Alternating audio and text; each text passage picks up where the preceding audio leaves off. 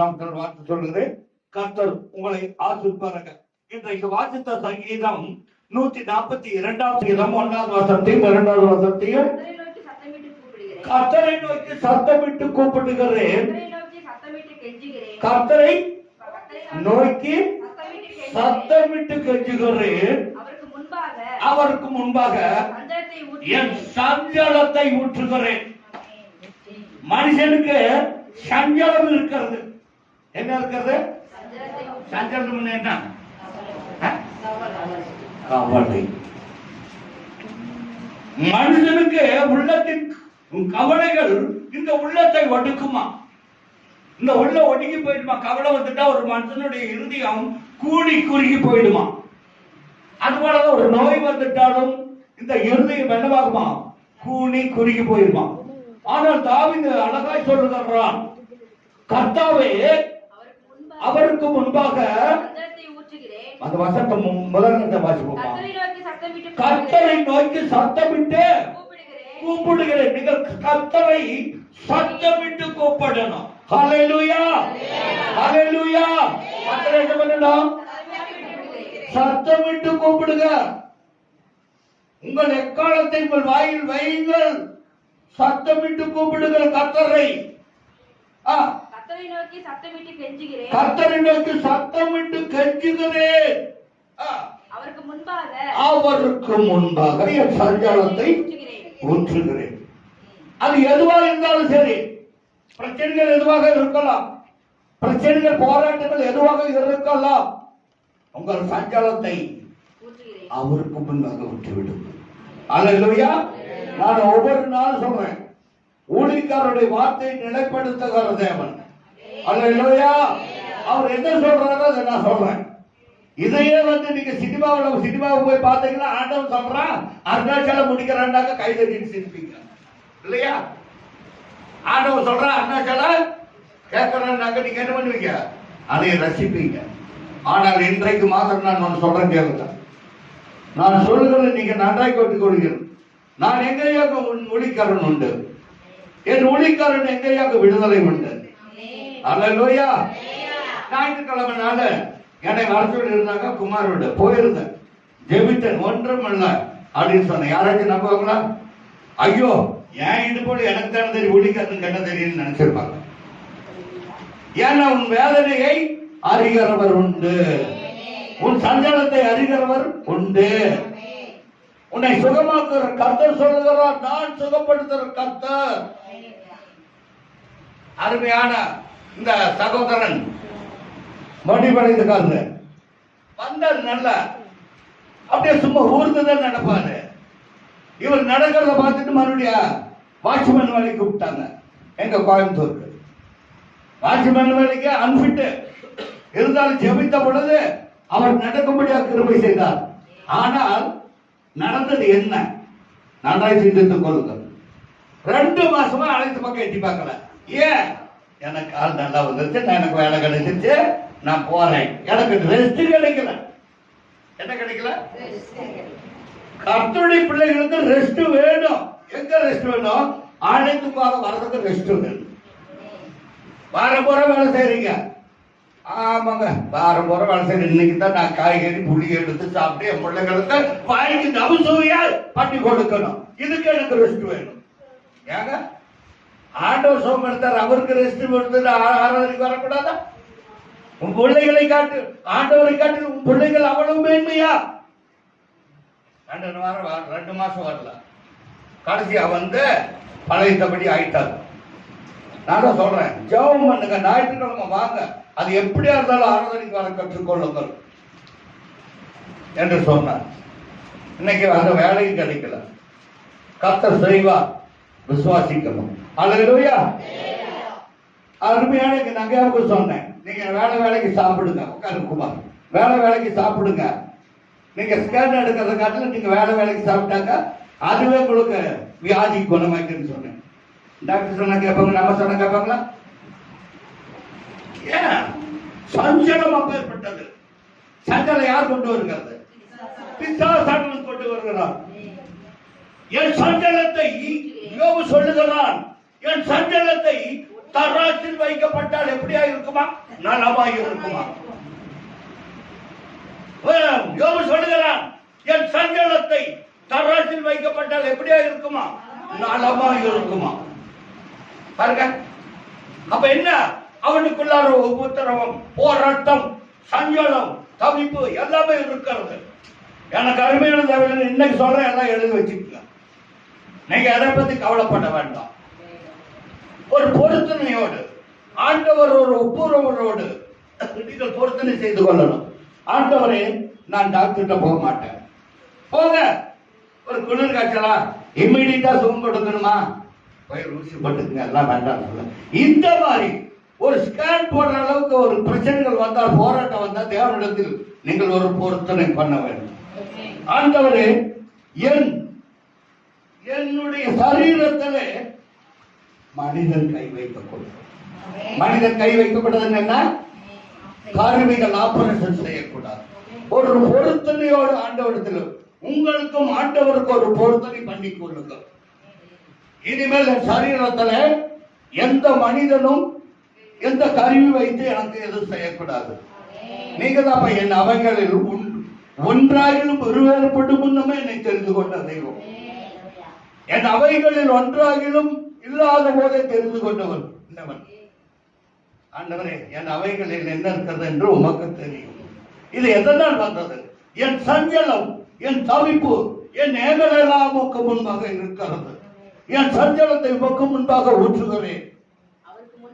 அவருக்கு முன்பாக என் நெருக்கத்தை பாத்தீங்களா? உங்களுக்கு என்ன நெருக்கம்? ஆனால் ஆண்டவர் சொல்லுகிறார், என் பிள்ளைகள் எப்பக்கம் நெருக்கப்பட்டும் ஒடுங்கி போகிறது. நான் என் பிள்ளைகள் எப்படி இருக்கிறது இல்ல, எப்பக்கம் நெருக்கப்பட்டும் ஒடுங்கி போகிறது இல்லை. அல்லேலூயா, அல்லேலூயா. நம்மை தேவன் என்ன செய்கிறாராம்? ஒடுக்கப்பட்டாலும் நம்மை ஒடுக்கப்படுகிறதுக்காக அவர் தெரிந்து கொள்ளவில்லை. அல்லேலூயா, அல்லேலூயா. நாம் ஒடுக்கப்படக்கூடாது. அல்லேலூயா, அல்லேலூயா. அதற்காக நீங்கள் ஆண்டவரிடத்திலே நீங்கள் ஒரு பொருத்தனையோடு ஜெபம் பண்ணணும். அல்லேலூயா. கையிலையும் ஒண்ணும் இல்ல. ஆண்டவர், எனக்கு வந்திருக்கிற இந்த பிரச்சனை, போராட்டங்கள் இந்த கையில ஒண்ணும் இல்ல. அல்லேலூயா. ஒரு பக்தன் பாடுகிறான் பாருங்க, என் கையில ஒண்ணுமே இல்ல.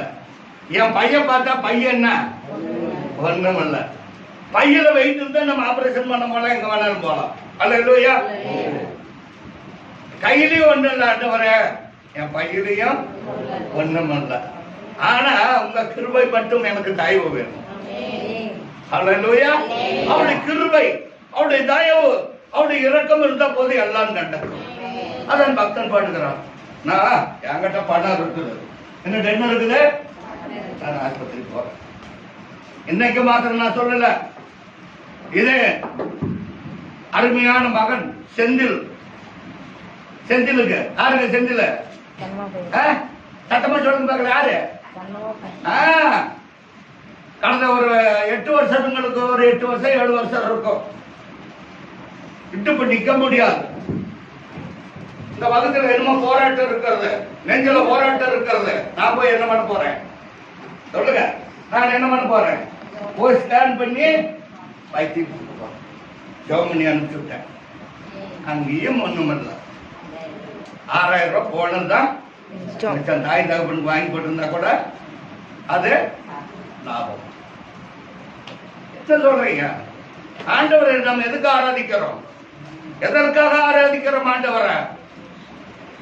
ஊறுகாயா ஆண்டவர் தொட்டுக்கிறதுக்கு சைடிஷ்? ஆண்டவர் எதுக்காக? நம்ம கர்த்தர் நல்லவர் என்பதை அவர் நம்ம என்ன சட்னியா தொட்டுக்கிறதுக்கு சைடிஷா? கர்த்தர் நல்லவர் என்பதை ருசித்து பார்க்கணும். நீங்க ருசித்து பார்த்தா தான் அதனுடைய டேஸ்ட் தெரியும். நீங்க வெளியில சிலபி வச்சுட்டு நாக்க ஊறி ஊறி சர்வா கொடுத்தா கூட அது ருசி தெரியாது. அதை சாப்பிட்டு பார்த்தா தான் அதனுடைய ருசியும் எல்லாம் தெரியும். கர்த்தர் நல்லவர் என்பதை ருசித்து பாருங்கள். ருசித்து பார்க்கணும். என் தேவன் யார்? என் சஞ்சலத்தை ஊட்டினால் அந்த சஞ்சலம் நீங்குமா? தவிப்பு நீங்குமா? என் உபத்திரவு நீங்குமா?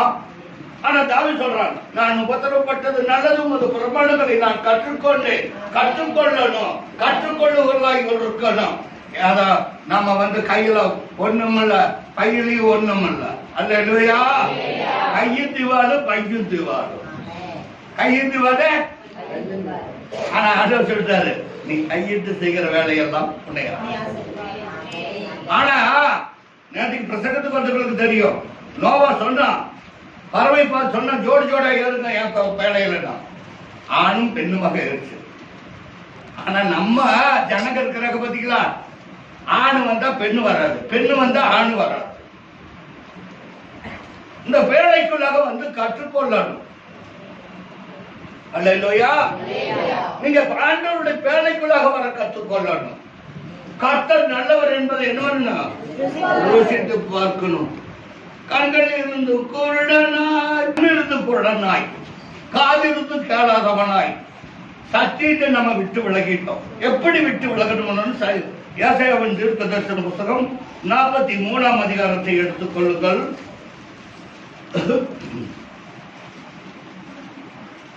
7வது வசனம். நான் என் மகிமைக்கென்று சிருஷ்டித்து, பாருங்க, உங்களையும் என்னையும் சிருஷ்டித்தவர் ஒருவர் உண்டு. ஏசாயாவின் தீர்க்கதரிசன புத்தகத்துல 43ஆம் அதிகாரம் 7வது வசனமா 6வது வசனம். 7வது வசனம் சொல்றது, உங்களையும் என்னையும் மகிமைக்கென்று சிருஷ்டித்தாராம். சிருஷ்டிப்பு என்று சொன்னால் உருவாக்குனாராம், படைத்தாராம். எப்படி வேணாலும் வச்சுக்கலாம். சிருஷ்டித்தார், உருவாக்கினார், படைத்தார். எதற்காக நம்மை படைத்தார்? தேவசாயலாய் நம்மை படைத்தார். ஆதாமை உண்டாக்குற பொழுது தேவசாயலாய் உண்டாக்குனாராம். உங்களையும் என்னையும் சிருஷ்டித்தவர் உண்டு. அவர்தான் இயேசு கிறிஸ்து. வாசிப்ப சீக்கிரமாக. நான் உங்களை மகிமைப்படுத்த வேண்டும் என்று சொல்லி உங்களை சிருஷ்டித்திருக்கிறேன். நம்ம எதற்கு சிருஷ்டித்தாரு? தேவனை மகிமைப்படுத்த சிருஷ்டித்தார். வாசிப்போம். உருவாக்கி படைத்து. பாத்தீங்களா, ஆதாம் உருவாக்கினார் இல்லையா? களிமண்ணை எடுத்தார், களிமண்ணினாலே உருவாக்கினார், படைத்தார். நாசிலே சுவாசத்தை ஊதினார், படைத்தார். என் நாமம் தரிக்கப்பட்ட யாவரையும் கண்கள் இருந்தும், பாத்தீங்களா, கண்கள் இருந்தும் குருடராய் இருந்த ஜனத்தையும் காதுகள் இருந்தும் செவிடர்களாய் இருக்கிறவர்கள். காதுகள் இருக்கு, ஆனா கர்த்தருடைய சத்தியத்தை கேட்கிறது கிடையாது, கேட்கறது கிடையாது. முன்ன பாடுங்க, கண்கள் இருந்தும் குருடனாய். கர்த்தருடைய வசனத்தை நன்றாய் ஏற்றுக்கொள்ளணும். எதற்காக கர்த்தருடைய வசனம்? உங்களை மகிமைப்படுத்துவதற்காக வருகிறது. நீங்கள் நன்றாய் இருப்பதற்காக, உன் பிள்ளைகள் நன்றாய் இருப்பதற்காக, உன் பிள்ளைகள் ஞானமாய் வளரணும், உன் பிள்ளைகள் விளக்காய் இருக்கணும். நீங்கள் கண்கள் இருந்தும் குருடனாய், காதுகள் இருந்தும் செவிடனாய் புறப்பட்டு வரப்பண்ணுங்கள். சகல ஜாதிகளும் ஏகமாய் சேர்ந்து கொண்டு சகல ஜனங்களும் கூடி வரட்டும், சகல ஜனங்களும் ஆலயத்துக்கு கூடி வரட்டும் என்று அறிவித்து முந்தி சம்பவிப்பைகளை நமக்கு தெரிவிக்கிறவர் யார்? உங்களுக்கு வசனம் தான் உங்களுக்கு என்ன நடத்தும், உங்களை எப்படி நடத்தணும், எந்த விதத்தில் வாழணும், எப்படிங்கிறத இதை கர்த்தர் அறிவிக்கிறார். கொலேசியர் எழுதின நிருபம் 1ஆம் அதிகாரம், கொலேசியர் 1ஆம் அதிகாரத்தை எடுத்துக்கொள்ளுங்க.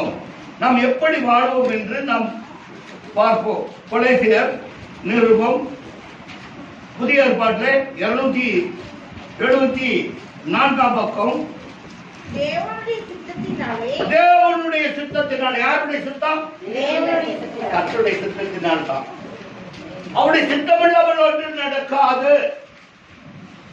அவருடைய தேவனுடைய சித்தத்தினாலே இன்றைக்கு வாசித்த சங்கீதம் 142 2வது வசனத்தை வாசித்ததற்கு வருவோம். அவருக்கு முன்பாக என் சஞ்சலத்தை ஊற்றுகிறேன், அவருக்கு முன்பாக என் நெருக்கத்தையும் அறிக்கிறேன். நமக்கு ஒரு நெருக்கம், பிரச்சனைகள், போராட்டங்கள், நோய்கள் வந்துட்டு நமக்கு நெருக்கம் வர்றோம், உலக கவலைகள் வர்றோம், போராட்டம் வர்றோம், சோதனை சைக்கிற மனுஷன் பாக்கியவான், அவனை தீங்கு நாளில் கர்த்தர் விடுவிப்பார். நீங்க விசுவாசிக்கணும். இது தேவ சித்தம். எனக்கு வந்திருக்கிறது யாருடைய சித்தம்? தேவ சித்தம்.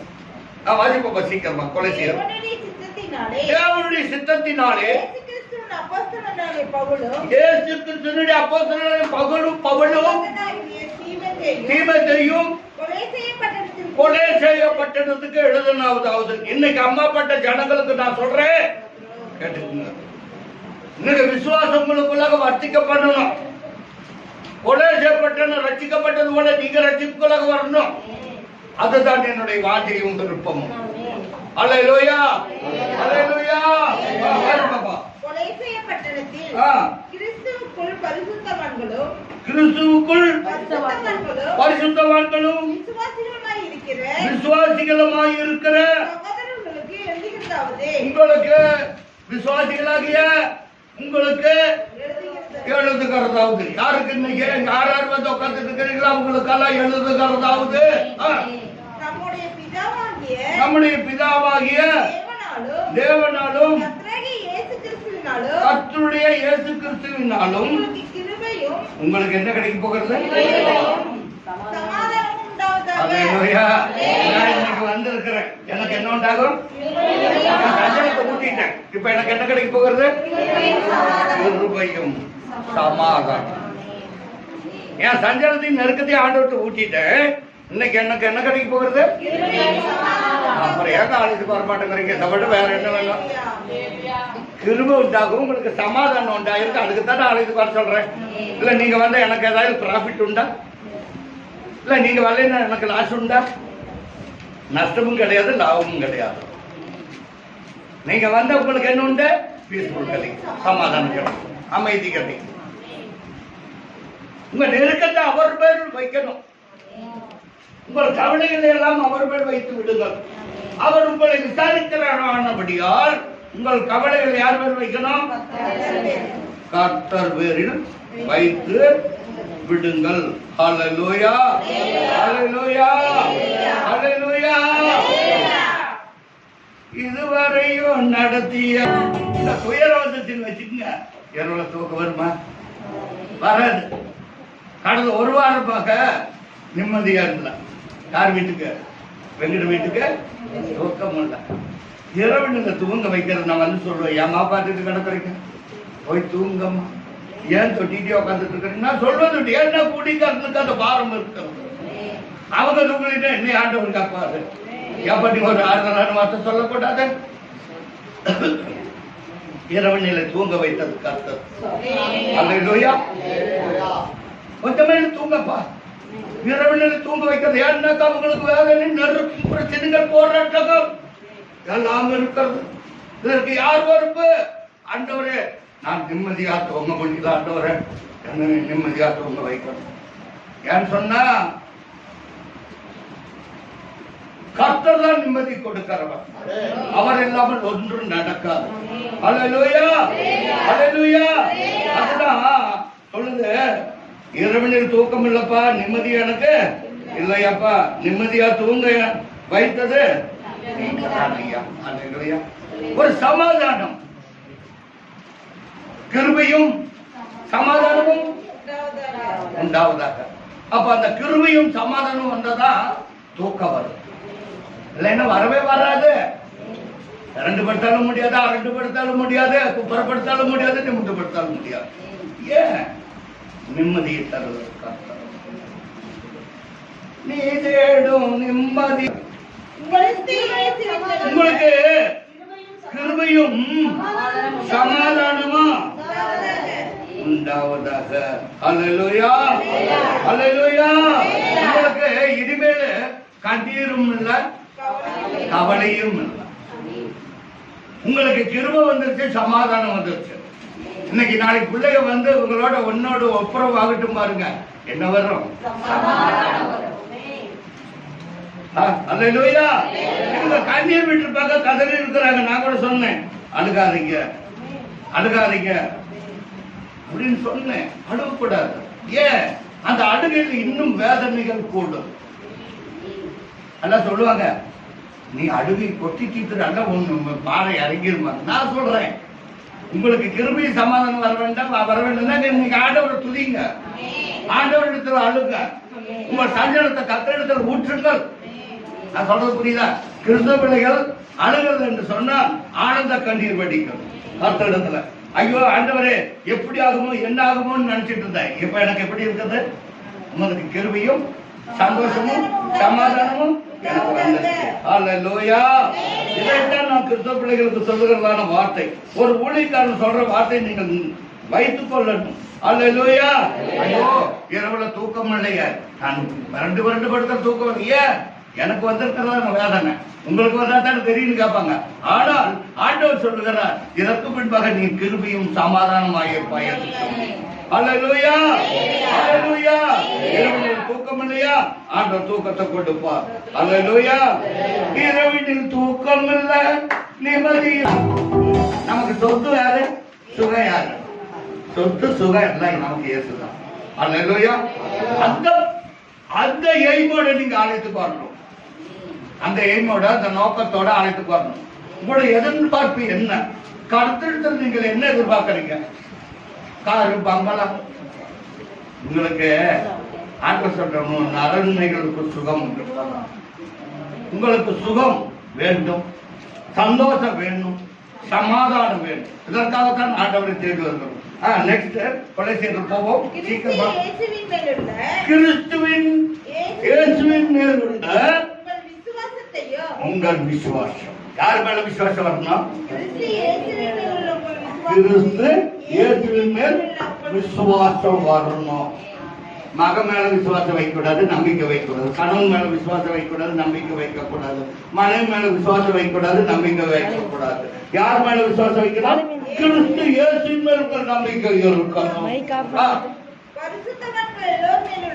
பரிசுத்தவான்கள் எல்லார் மேல் உள்ள உங்கள் அன்பை குறித்து நாங்கள் கேள்விப்பட்டோம். கிறிஸ்து எப்படி இருக்கிறாரு?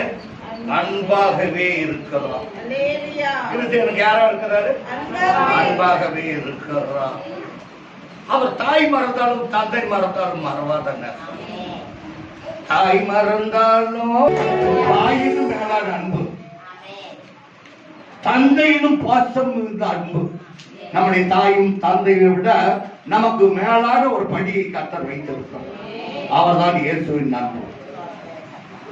அவர் இயேசுவின் அன்பை நாம் ருசித்து பார்க்கணும். வாசிப்பா சீக்கிரம்.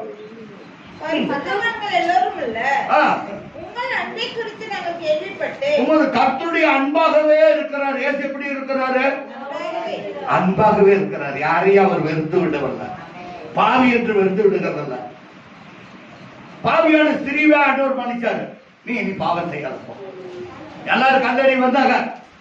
பாவியான ஸ்திரீ இயேசுவிட்ட வந்து ஒழுங்குட்டா, இவர் அன்புள்ளவர் என்று சொல்லி எல்லாரும் கல்லறி வந்தாங்க. ஆண்டவர் பார்த்து கேட்டார், உங்களில் எவனாலும் பாவம் இல்லை என்று சொன்னால் இவர் மீது முதல்ல கல்லறி வேணும். எல்லாரும் கொண்டு அந்த கல்லையெல்லாம் வச்சு போட்டு போயிட்டாங்க. ஏன்? எல்லாரும் பாவம் செய்தார்கள். பாவம் செய்து வழி விலகி போனவர்கள் தான் எல்லாருமே. இந்த பாவியான ஸ்திரீ கொடலுக்கு வந்தாங்க. உங்களில் யார் பாவம் இல்லையோ அவங்க முதல்ல கல்லறி. அவர் அன்பாய் இருக்கிறவர், அவர் நம்மை நேசிக்கிறவர்.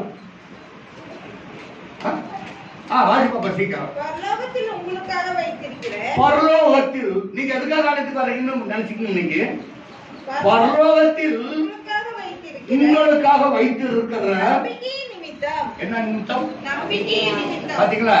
பரலோகத்துல நீங்க நம்பிக்கை வச்சு ஜெபிக்கிறீங்க. நான் சொன்னேன், எந்த பிரச்சனையாலும் சரி நீங்க நம்பிக்கையா ஜெபிக்கணும். நம்பிக்கை விசுவாசத்தோடு ஜெபிக்கணும். இது எங்க இருக்கிறதா? பரலோக ராஜ்யத்தில் இருக்கிறது. நீங்க நினைக்கிறீங்க உள்ளப்பட்டிக்கு வருவாரு, ஆண்டவர் வருவாரு, அம்மாப்பட்டிக்கு வருவாரு, இதே அக்கறையில கோடைப்பட்டிக்கு வருவாரு, எங்க வேணாலும் வருகிறவர் தான் அவரு. அவர் வரமாட்டேன்னு சொல்ல மாட்டாரு, நம்ம கூப்பிட்டாங்க. ஒரு விருந்தாளி கூப்பிட்டா தான் நம்ம வீட்டுக்கு வருவாரு. ஒரு விருந்தாளி வர்றாங்கன்னா அவங்களை கூப்பிட்டு வச்சுட்டு வீட்டுல சாப்பாடு வாங்கி வச்சுட்டு உட்காந்துருக்கீங்களா, கூப்பிடாத வருவாரா? நீங்க என்ன செஞ்சு வச்சிருக்கீங்கன்னு கேட்பாரா? நீங்க தங்கத்தவே பஸ்பம் பண்ணி வச்சாலும் விருந்தாளி வர மாட்டாங்க. நீங்க கூப்பிட்டாதான் வருவாங்க விருந்தாளி, இல்லைன்னா வரவே மாட்டாங்க.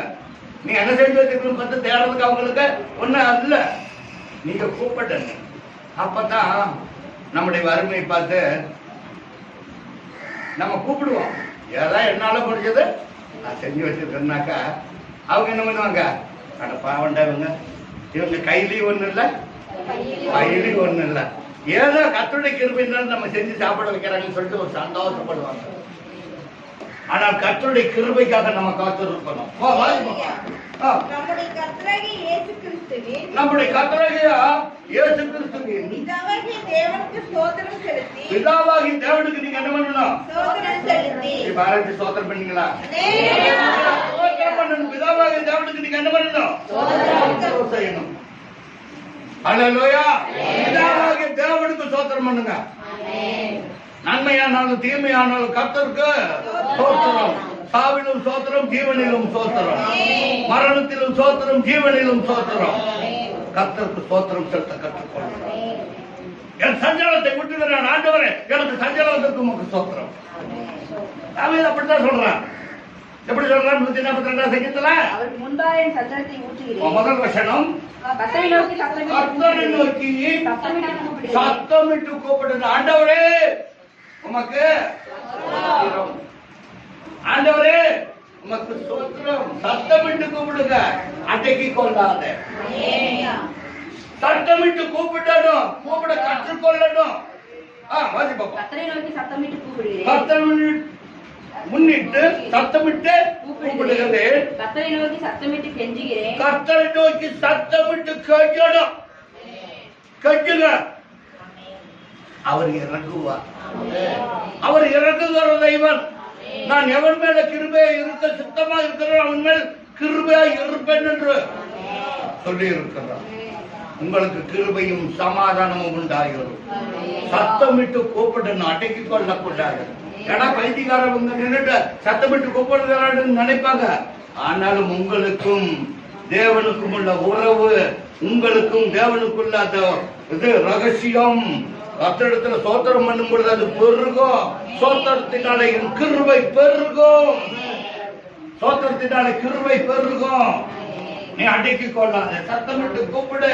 அவருக்கு முன்பாக என் சஞ்சலத்தை ஊற்றுங்கள். அவருக்கு முன்பாக உன் சஞ்சலத்தை ஊற்றுங்கள்.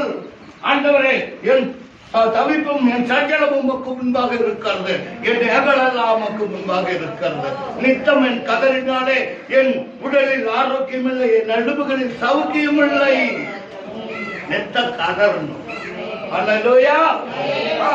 அவருக்கு முன்பாக என் நெருக்கத்தை அறிக்கையிடுகிறேன். அவருக்கு முன்பாக எனக்கு நெருக்கம் வந்திருக்கிறது. இந்த நெருக்கத்திலிருந்து நான் மீட்டுக் கொள்ள என்ன பண்ணணும்? என் நெருக்கத்தை யார் விசாலமாக்குவார்? என் நெருக்கத்தை யார் விசாலமாக்க கூடும்? அவரால் தான் முடியும்.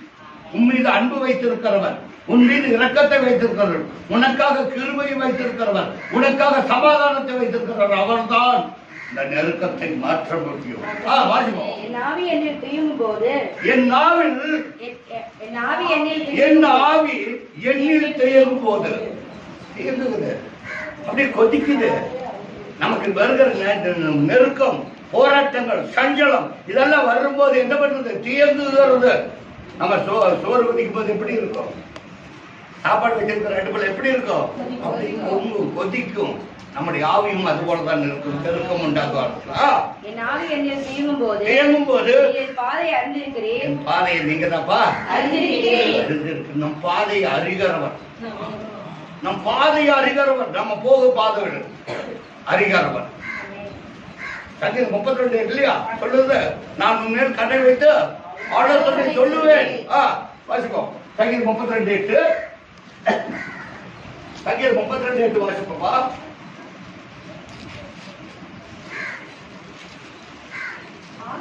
ஆனாலும் 32 சங்கீதம் 32 பாதை அறிகிறவர் யார் தான்? என் பாதையை அறிகிறவர் கர்த்தர். உங்க பாதை யார் அறிவாரு? இல்ல வேற யாராச்சும் அறிவாங்களா? நாம் போகிற பாதையை அறிகிறவர் அவர் தான். அல்லேலூயா, அல்லேலூயா. நாம் போகிற பாதையை அறிகிறவர் யார் தான்? கர்த்தர். அல்லேலூயா. ஆகவே பிரியமான தேவஜனங்கள், நம்மை நாம் கர்த்தருக்கு ஒப்பு கொடுக்கணும். அல்லேலூயா, அல்லேலூயா. நான் போகும் பாதை கர்த்தர். இந்த நெருக்கத்தையும் சஞ்சலத்தையும் கர்த்தர் என்ன செய்கிறாராம்? புடமிட்டுகிறாராம். நம்ம எதற்காக புடமிட்டுகிறாராம்? பொன்னாக மாற்றுவோம். என்னை புடமிட்டால் பொன்னாக புலங்கிடுவே.